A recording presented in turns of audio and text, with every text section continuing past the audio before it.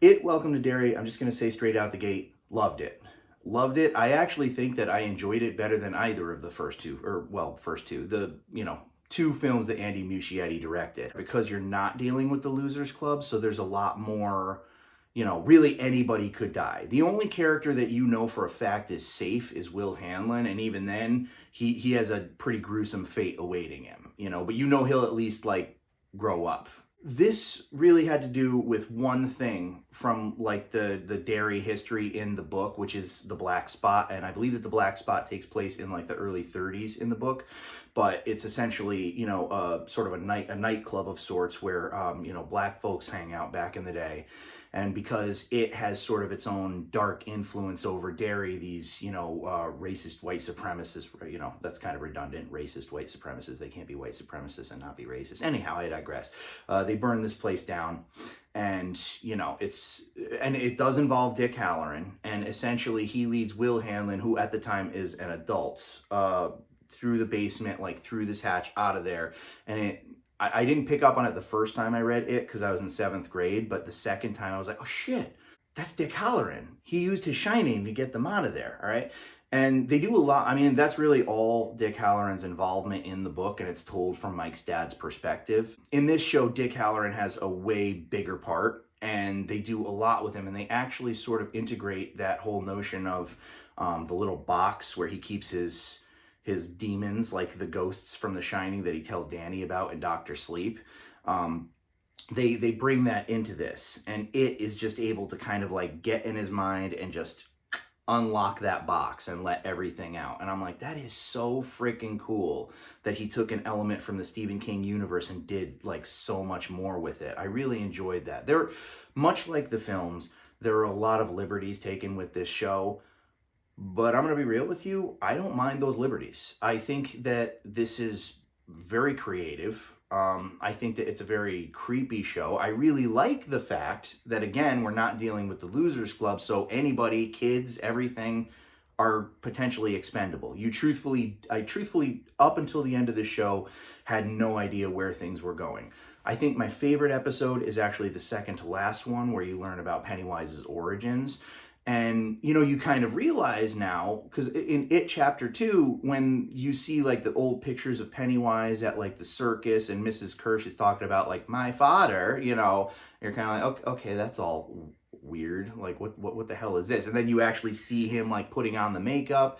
You're like, what was Andy trying to suggest there? Well, clearly he had this plan all along. And, I mean, didn't really bring it to fruition until what now, 6 years later? I mean, that's pretty freaking cool. And my understanding, as I said in the last video, is that each season of this is going to go backward in time, and that brings up something super freaking cool. I forget what the scientific principle is called, but I will put it right down there.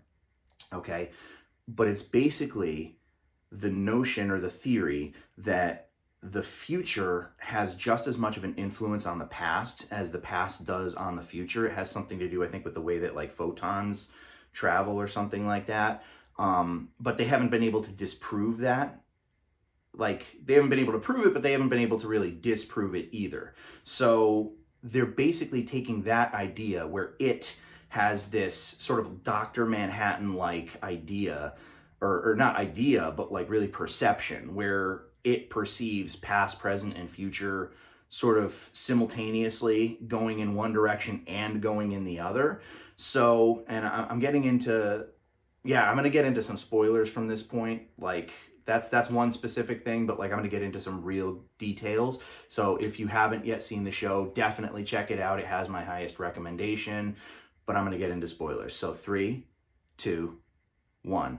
So basically, towards the end, and this is the last episode, I sort of felt like the last episode was maybe a little bit tacked on throughout most of it, but then when they reveal that they give you at the end, I was like, oh damn, where basically Pennywise has one of the girls cornered, and his intention is to eat her because he has in his hand a missing poster, and it's of Richie Tozier, and he says that one day your son is gonna kill me.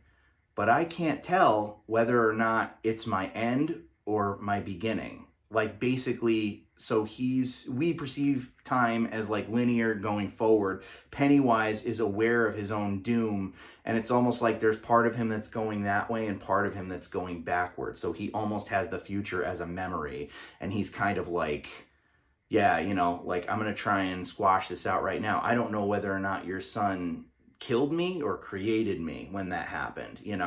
And so he goes to try to take her out, obviously fails. But it's really fascinating now, because I wonder what they're going to do with that going forward. I mean, going backward in time, and given the beginning of the credits to the show, which, by the way, are brilliant. That's one thing I will say about HBO. They have like the coolest opening to shows.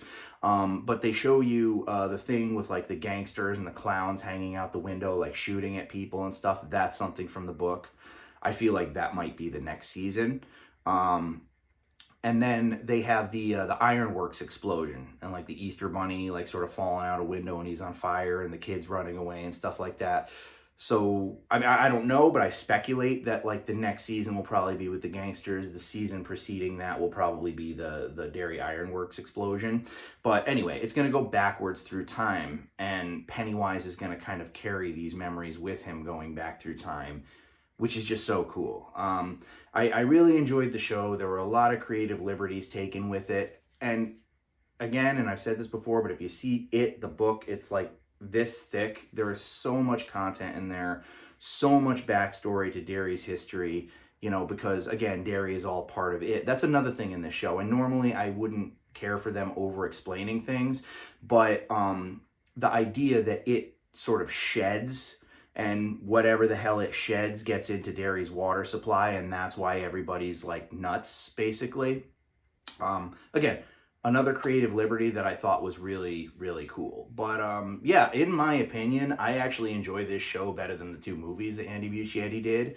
What did you guys think? Did you guys, well, first of all, has anybody read the book? Okay, because I'm still of the opinion, I'm sorry, I'm still definitely a fan of the original miniseries, probably a bit more, in that it's more loyal to the book. Actually, after this like Welcome to Derry thing, just because there's so much more broad content, and just like how well fleshed out it's become, I think I'm starting to prefer the new ones. But I will always respect the original Tim Curry version for being more loyal to the book. All right, so anybody read the book?